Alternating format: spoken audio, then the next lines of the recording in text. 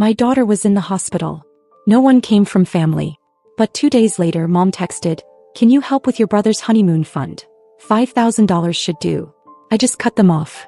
The next morning, my dad called repeatedly, and when I answered, I watched the monitors blink slowly, methodically, like they weren't connected to a 4-year-old fighting for her breath. My daughter Layla had been in the hospital for over a day now. Pneumonia. Serious enough to keep us in ICU. The nurses were wonderful, but there's only so much comfort they can offer when you're pacing hospital floors at 3 a.m., terrified and alone. I sent texts the first night. To my mom. To my dad. Even to my brother Jason, though we hadn't talked in months because he was too busy with wedding stuff. No one responded. Not a single word. I gave them the benefit of the doubt, thought maybe they were asleep or missed it somehow. By the next morning, nothing. And I mean nothing. The nurse brought me coffee. I hadn't eaten. Layla stirred in her sleep once, but the oxygen mask was still on. I remember sitting on the little plastic couch by the window looking out at the parking lot and thinking, no one's coming. And that realization? It gutted me in a way I hadn't been ready for. I didn't grow up in a perfect family, but we weren't estranged or anything. I called my mom every other week. Helped my dad with paperwork when his back started acting up. Even gave Jason and his fiancée $1,200 last month to cover some emergency with their wedding venue. I didn't even ask for it back. So when 2 full days passed in that hospital room and still no one called, I knew something had shifted. I was holding Layla's hand, watching her finally fall into something like real sleep when my phone buzzed. It was a text from my mom. "No, how's Layla? No, we're coming. Just this. Can you help with your brother's honeymoon fund? $5,000 should do." I stared at it so long the screen went dim. Then I just turned off the phone.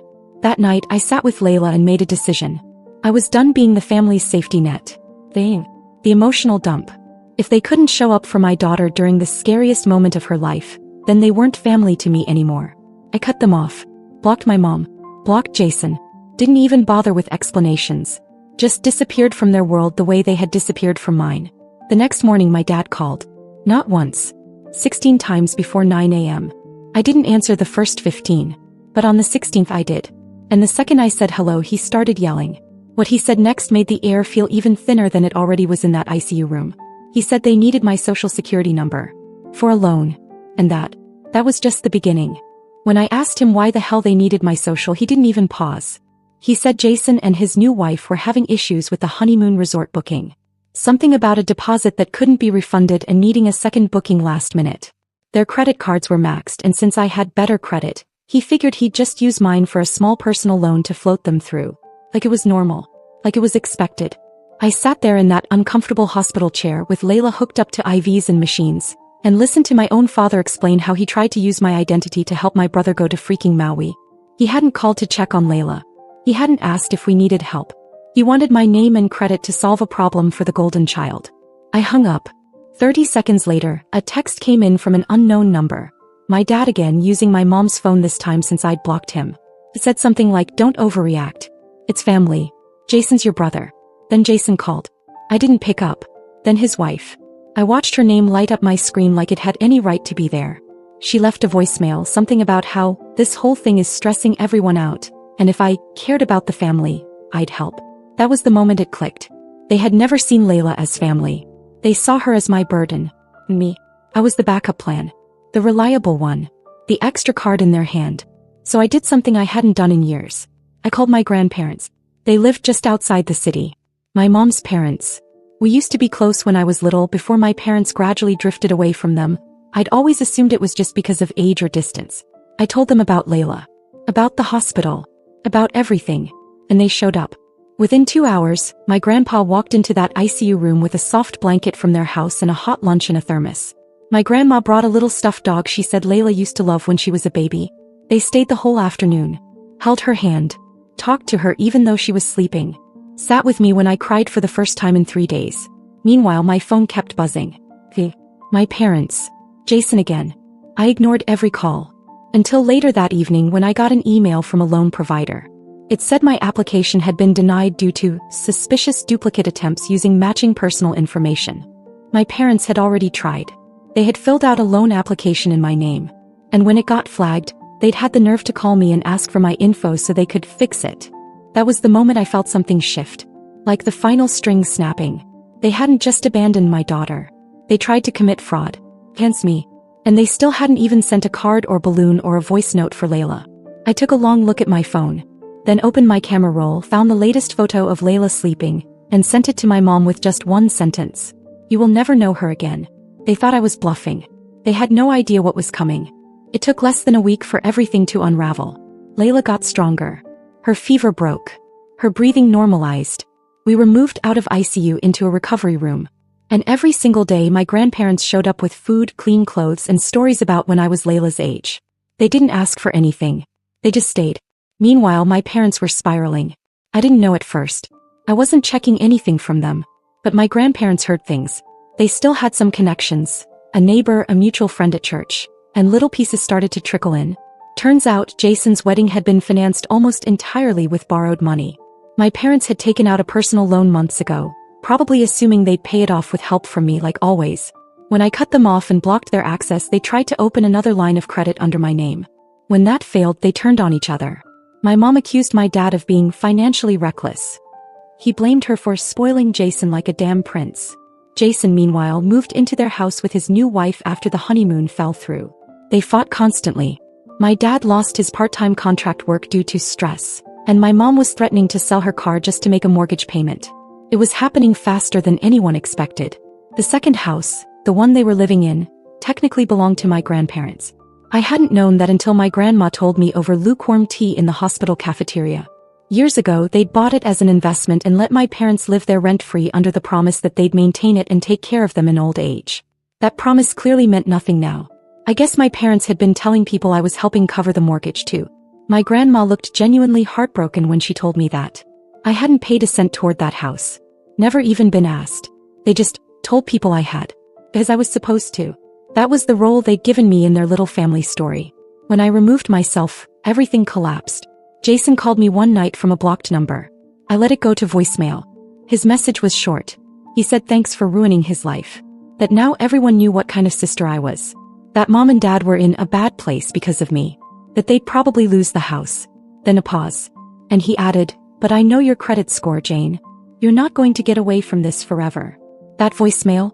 I saved it, then forwarded it to my grandparents. I didn't need revenge. It was already coming. I just didn't realize yet how far they'd actually go, or how badly it would all end. The next time my phone buzzed, it was from the hospital's financial office. They wanted to confirm something. Apparently, someone had called pretending to be me, trying to update the billing address for Layla's hospital account. They gave my parents' home address and said all future bills should be sent there, and that I'd be out of state for a while. But the hospital flagged it because the voice didn't match the recording they had on file. That and the person slipped up and said, my granddaughter, when referencing Layla. It was my mom. They tried to reroute my child's medical bills. Not to help pay them. Oh no, they made that clear in the message they left behind at the billing desk. They were trying to claim Layla on their insurance. Somehow. Fraudulently. Maybe they thought they'd get some kind of payout or coverage. I don't know what they were thinking. That was it for me. I called a lawyer. He said I didn't have a case strong enough for criminal charges, but I could file a formal fraud alert. I did. We locked down my credit. Flagged all medical records. I listed my mom, dad, Jason, and his wife as unauthorized on everything. They couldn't call, email, or request a thing without setting off alarms. And then I went quiet. Didn't post anything online. Didn't respond to anything from family. But I did one thing. I sent a certified letter to my grandparents' lawyer, because they still had one on retainer from years ago, and told him everything. With evidence, screenshots, voicemails, a copy of the hospital report about the impersonation attempt. Within 4 days, my grandparents took over full control of the second house. And I found out something else. That house, the one my parents had been living in for over 10 years, was in my name. My grandparents had quietly transferred ownership to me 2 years ago. Just in case. They never told me. They were waiting until I was more stable. The only reason my parents hadn't known is because the mail was being sent to a P.O. box my grandma controlled. Smartest woman I've ever met. And so I made a decision. I gave them 30 days to vacate. No exceptions. They got the notice in person. Delivered by someone from the lawyer's office. Jason called me screaming. His wife sent me a message that just said, "You're evil." My mom finally texted. Not to say sorry. Not to ask about Layla. But to beg me to reconsider punishing them for a misunderstanding. Then came the final card they tried to play. They showed up at my grandparents' house. Unannounced. It was a Saturday. Layla was playing with chalk on the patio. My dad walked right past her without saying a word. My mom had tears in her eyes. Jason stood behind them like some kind of backup muscle. My grandpa stepped outside. He told them to leave. They didn't. So my grandma came out holding a manila envelope. He handed it to my mom. Inside, copies of every debt they'd secretly taken out in my name, flagged and frozen now, plus a statement of the house transfer. Then she said one sentence. Just one. And whatever it was, I wasn't close enough to hear. It shut my parents up cold. They turned around and walked off the property. That was the last time they ever stepped foot near us again. But it still wasn't over. Not yet. After they left my grandparents' house, it got quiet. For maybe a week. I think they were scrambling. Desperate. I could almost feel it, like a pressure in the air, like something waiting to explode. I started double-checking the locks at night, kept Layla close. I didn't know what they were capable of anymore. And then the letter came. Not from them. From a debt collection agency. They had tried one last time, to take out a loan using my info, but this time they tried to list me as a co-signer. The loan had been denied, obviously. But they'd still sign papers. Still use my name. It was sloppy and it got flagged, but not before the paperwork got passed around between a few sketchy lenders. That was when I realized they were truly broke. Like no options left broke. My lawyer got the paperwork squashed fast, but we both knew what this meant. They weren't going to apologize. Not to me. Not to Layla. They weren't going to take responsibility. They were just going to keep digging until the dirt caved in on top of them. Then Jason's wife started posting online. Little jabs at me without using my name. Talking about heartless family members, and how some people think money makes them better. Friends of friends sent me screenshots. I ignored them, but I saved everything. It was sad, really, all that energy to protect the people who had destroyed their own future. Meanwhile, my grandparents quietly prepared for the next step. They had been patient long enough. They had given my parents years of rent-free living, supported Jason through college, helped fund a dozen other emergencies over the years. But now, with everything that had happened, they were done. My grandpa scheduled an official inspection of the second house. Turns out it was in worse shape than anyone knew. Leaks, damaged wiring, an entire bathroom that hadn't been usable in months. My parents had let it rot. The report gave my grandparents the last thing they needed. Proof of neglect. And just like that, the 30-day notice became a 14-day eviction with legal backing. No more letters. No more warnings. Just a sheriff's deputy, scheduled and confirmed. And here's where it got unexpected. I was at my grandparents' house again, drinking tea on the back porch while Layla colored inside when my grandpa got a phone call. He answered, said nothing for a long moment, then hung up and went inside. A few minutes later, he returned with a fireproof lockbox I'd seen him keep in his closet for years. He opened it and handed me something I never thought I'd see. A full notarized trust. It had my name on it. And Layla's. Apparently, years ago, before everything went bad, my grandparents had started moving their assets quietly, slowly, just in case they ever had to protect the family from within the family. They'd seen how things were going. They just never thought it would get this far. No. The second house wasn't just mine. The first house, their primary residence, had been transferred into the trust too. Jason had been telling people he was going to inherit it. My parents had probably counted on that. All those years of free rent, promises, control. But it was never going to be theirs. It was ours. Me and Layla. And when the eviction day came, they didn't show up. They didn't fight it. They just left in the middle of the night. Left behind trash bags and a broken TV and a house that smelled like bitterness. Still no apologies. No calls. No letters. Just silence. But the next day my grandma did something that made it all feel real. The morning after the eviction, my grandma made pancakes like it was just another Saturday. Calm. Peaceful. She didn't say much until after breakfast, when she handed me a folder and said it was time to stop pretending. Inside were the new estate documents. She and my grandpa had rewritten everything. The house, their accounts, the trust, all of it going to me and Layla. They said it wasn't about revenge. It was about truth. They had watched for years as my parents took and took. They hoped they'd change. They didn't. Later that day, my mom, dad, Jason, and his wife showed up. Uninvited, of course. Probably someone tipped them off. They didn't get past the porch. My grandpa handed my mom a letter. Official removal from the estate. It said they were no longer beneficiaries.